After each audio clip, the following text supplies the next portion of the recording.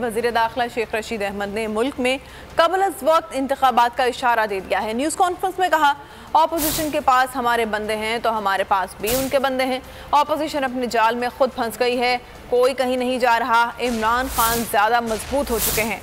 शेख रशीद ने खबरदार किया कि नून लीग लॉन्ग मार्च का शेड्यूल फराहम करे। कल कोई शरारत हो जाए तो वज़ारत दाखिला ज़िम्मेदार नहीं होगी। बोले, सिंध में गवर्नर राज का हामी था लेकिन वज़ीर आज़म ने तजवीज़ रद्द कर दी। जो लोग ये समझ रहे हैं कि शायद पार्टियां बदलने से कोई इज़्ज़त मिलती है, तो कोई इज़्ज़त नहीं मिलती।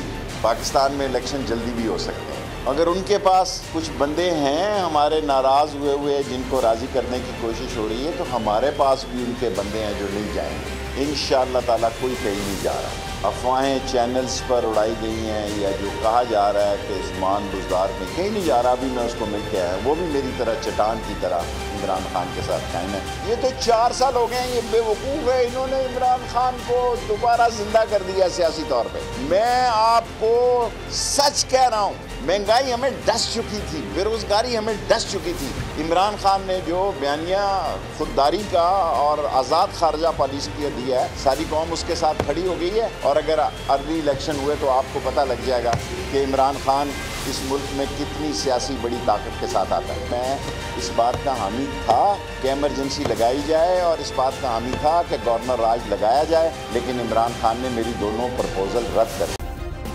सब्सक्राइब करें और बेल दबाएं ताकि कोई खबर रह न जाए।